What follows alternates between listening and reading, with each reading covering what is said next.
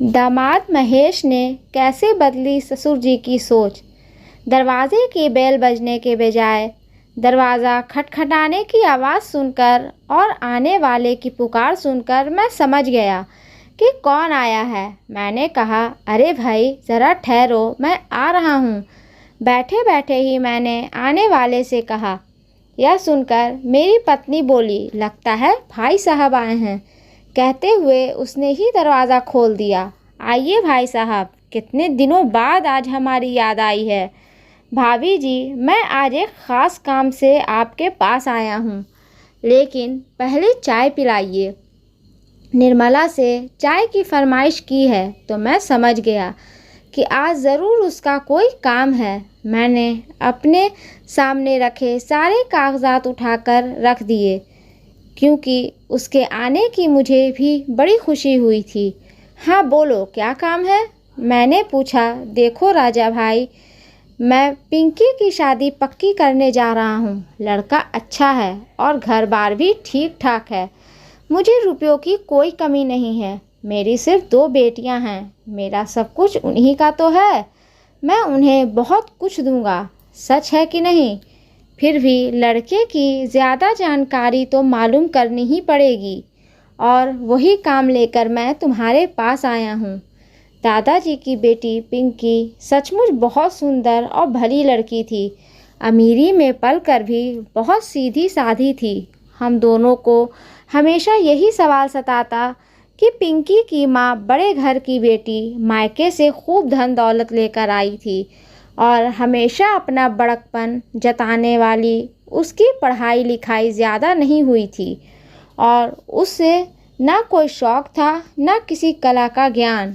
वह अपनी अमीरी के सपनों में खोने वाली, और इसलिए उसकी मेरी पत्नी से जमी नहीं। देख राजा भाई, मेरे पास दौलत की कोई कमी नहीं है और मेरी बेटी भी अच्छी है, तो हमें अच्छा दामाद तो मिलना ही चाहिए। हाँ भाई हाँ, तुम बिल्कुल ठीक कह रहे हो। तुम्हारा देखा हुआ लड़का ज़रूर अच्छा ही होगा। मैं उसके शब्द सुनकर चौंक पड़ा। बाप रे बाप, क्या मैं फिर ऐसे ही फंसूंगा? मेरे मन में विचार आया। राजा भाई, लड़का तुम्हारी जानकारी में है। तुम्हारी चचेरी साली का बेटा, जो सदाशिव पेठ में रहता है। इस पर मैंने और निर्मला ने एक दूसरे की तरफ देखा। हाल ही में हमने एक शादी तय करने में योगदान दिया था। अब इस दोस्त से क्या कहूँ? मैं वैसे ही उठ खड़ा हुआ और महेश का ख़त अलमारी से निकालकर उसे दे दिया। दादाजी, तुम्हारी पिंकी की शादी तय हो रही है।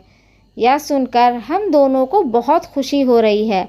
पिंकी बड़ी गुणी लड़की है, अतः उसे अच्छी ससुराल मिलनी चाहिए। यही हमारी भी तमन्ना है, लेकिन अब पहले जैसी परिस्थितियां नहीं रही हैं। आजकल हर घर में 1-2 बच्चे। अपनी बच्चियों को माँ बाप खूब धन दौलत देते हैं। तुम्हारे जैसे धनवान सिर्फ देते ही नहीं, बल्कि उसका बोलबाला भी करते हैं। बार बार कहकर दिखाते हैं कि हमने बेटी को इतना दिया उतना दिया। यह बात किसी को पसंद आती है तो किसी को नहीं, और लगता है कि उसका अपमान किया जा रहा है। उस पर वे क्या करते हैं, वह अब तुम ही इस खत में पढ़ लो। मैं क्या कहना चाहता हूँ वह तुम समझ जाओगे। माननीय काका जी को नमस्कार।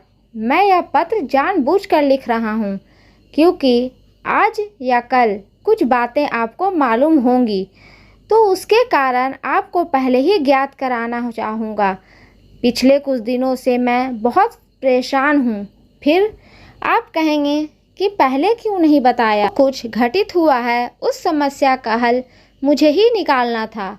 हो सकता है मेरा निकाला हुआ हल आपको पसंद ना आए, आपको कोई दोष ना दे, यही मेरी इच्छा है। आपने हमारी शादी तय करने में बड़ा योगदान दिया है। वैसे शादियां तय कराना आपका सामाजिक कार्य है, लेकिन कभी कभी ऐसा भी हो सकता है, यह बतलाने के लिए ही यह पत्र लिख रहा हूँ। शादी के बाद मैं अपनी पत्नी के साथ उसके मायके जाया करता था, लेकिन हर बार किसी न किसी कारण वहाँ से नाराज़ होकर ही लौटता था। सासू माँ अक्सर कहती कि आपने जो पैंट पहनी है वो हमने दी थी, वही है ना? हाँ, क्या कभी अपनी पत्नी को कोई साड़ी दिलाई या जो हमने दी थी उसी से काम चलाते हो? फिर अपनी बेटी से पूछती है कि बेटी, क्या कोई नया गहना बनवाया या नहीं, या गहने भी हमारे दिए ही हुए हैं? गले में अभी तक मामूली मंगलसूत्र ही है, क्या मैं दूं अपने गले का निकाल कर? मैं देख रही थी कि तेरे ससुराल वाले कुछ करते भी हैं या नहीं। मेरी सास हमारे घर में आती तब भी वही ढाक की 3 पात या थाली हमारी दी हुई है ना, या सेट इतनी जल्दी क्यों निकाला है? वह दूर दूर के रिश्तेदारों को हमारा घर दिखाने लाती और बताती कि बेटी की गृहस्थी के लिए हमने सब कुछ दिया है। सुबह होते ही सास का फ़ोन आता कि क्या तुम अभी तक उठी नहीं हो? आज खाने में क्या बना रही हो? खाना बनाने के लिए नौकरानी क्यों नहीं रख लेती? तुम अपनी सास से कह दो कि मैंने कभी खाना बनाया नहीं है और मेरी माँ को भी इसकी आदत नहीं है। अगर तुम नौकरानी नहीं रख सकती तो मुझे बताओ, मैं एक नौकरानी तुम्हारे लिए भेज दूंगी जो तुम्हारे सारे काम कर लेगी। हमारी नई नई शादी हुई थी, सो अक्सर फिल्म देखने जाते तो फिर बाहर होटल में ही खाना खा लेते, तो कभी शॉपिंग के लिए निकल पड़ते। शुरू शुरू में यह बात मुझे चुभी नहीं। मेरे माता पिता, भैया भाभी कौन हमें समझाता? माँ तो मेरी बिल्कुल सीधी साधी। उसने देखा कि उसका बेटा यानी मैं तो हूँ पूरा गोबर गणेश, फिर अपनी बीवी को क्या समझाऊंगा? घर में होने वाली कलह से बचने के लिए उसने मेरी अलग गृहस्थी बचाई। हम दोनों को उस पर बहुत गुस्सा आया, लेकिन इससे मेरी आंखें पूरी तरह खुल गई। सिर्फ मीठी मीठी बातें और अच्छे शानदार कपड़े पहनने से पेट तो नहीं भरता। मेरी पत्नी को तो दाल चावल भी बनाना नहीं आता था। पहले जब मैं ससुराल जाता तो मेरी सास बताती कि यह पूरन पूरी नीलू ने ही बनाई है, आज का सारा खाना उसी ने बनाया है। आपको गुलाब जामुन पसंद है ना, वे भी उसी ने बनाए हैं। मेरे घर में माँ और भाभी होने के कारण मेरी पत्नी को क्या क्या बनाना आता है इसका पता ही नहीं चला। उसे पूरन पूरी तो क्या, सादी चपाती भी बनाना नहीं आता था। अगर अपनी माँ से पूछकर कुछ बनाना हो तो पूछे कैसे? हमारे घर में फ़ोन ही नहीं था, सब कुछ मुश्किल। हमारे यहाँ फ़ोन नहीं था तो उसके माँ बाप हमेशा घर में आते, कहते कि हमेशा बाहर की चीज़ें लाकर खाते रहते। मेरी नाराज़गी दिन ब दिन बढ़ती जा रही थी। जब तक हमारी गृहस्थी अलग नहीं थी तब सारा खर्च पिताजी और भाई साहब उठाते थे, इसलिए यह बोझ मेरे सिर पर कभी नहीं आया। पैसा कैसे खर्च किया जाए मुझे इसका बिल्कुल ज्ञान नहीं था। होटल में खाना, घूमना, मौज मस्ती तथा शॉपिंग में ही मेरी सारी कमाई खर्च हो जाती थी। पिताजी से पैसा मांगना भी मुझे अच्छा नहीं लगता था। माँ मेरी इस मजबूरी को समझती थी, इसलिए वे अपने साथ साथ मेरे घर के लिए भी राशन का इंतज़ाम कर देती थी। अब मुझे जीवन की असलियत का पता चलने लगा था। नई नई शादी अब ख़त्म हो चली थी। इससे उभरने के लिए अब हमें अपना रास्ता खोज निकालना था, और यही सोचकर मैंने नीलू को सब बातें ठीक से समझाने का फ़ैसला कर लिया। उसी समय शहर से ज़रा दूर पिताजी का एक फ्लैट था, वे उसे मुझे देने वाले हैं। यह बात उन्होंने मेरे ससुर जी को बताई तो उन्होंने घर बनाने के लिए रुपया दिया। हम सबसे ज़रा दूर रहने के लिए गए, इसलिए बहुत से सवाल अपने आप हल हो जाएंगे। अतः बंगला बनाने में तक मैं खामोश रहा। नए घर में रहने के लिए जाने के बाद मैंने अपनी पत्नी को समझाया कि अब मेरी कमाई में ही घर का सारा खर्च चलाना है। उसमें कम खर्च करनी शुरू कर दी। हमारा बाहर घूमना फिरना बंद हो गया। शुरुआत में उसे घर के काम करने में बड़ी दिक्कत आती, इसलिए मैं भी उसे सहायता करता था। धीरे धीरे उसने खाना बनाना सीख लिया। शहर से ज़रा दूर होने से अब मेरे सास ससुर का आना जाना ज़रा कम हो गया था, लेकिन सास जब भी कभी हमारे घर आती तो फिर शुरू हो जाती कि नीलू तुम कैसी अपनी गृहस्थी चलाती हो, तुम्हारे घर में यह चीज़ नहीं है, वह चीज़ नहीं है। इस पर नीलू अपनी माँ को जवाब देती कि माँ तुम्हारी गृहस्थी को कितने साल हो गए, मैं तुम्हारी उम्र की हो जाऊंगी तो मेरे पास भी वे सारी चीज़ें हो जाएंगी।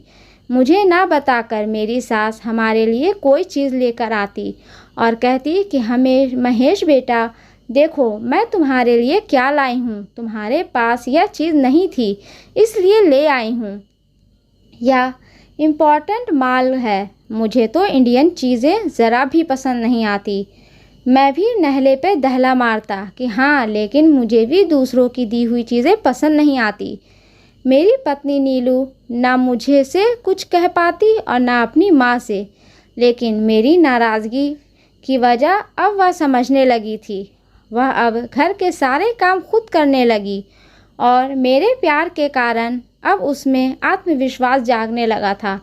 अतः अब उसमें धीरे धीरे परिवर्तन होने लगा।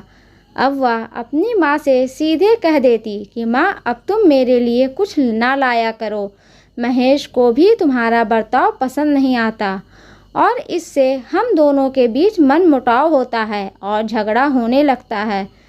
दूसरों की भावनाओं को समझना मेरी सास ने कभी सीखा ही नहीं था और शान दिखाने की आदत कैसे छूटती। अब मुझे अपनी आमदनी बढ़ाकर इन सब से छुटकारा पाना था। दोस्तों ये स्टोरी आपको अच्छी लगे तो प्लीज़ इसे लाइक करें, शेयर करें एंड सब्सक्राइब करें। इस स्टोरी के बारे में क्या राय है हमें कमेंट बॉक्स में ज़रूर बताएं और हाँ बेल आइकन को प्रेस करना ना भूलें क्योंकि ऐसे ही आने वाली स्टोरी आप तक सबसे पहले पहुंचती रहेगी। धन्यवाद।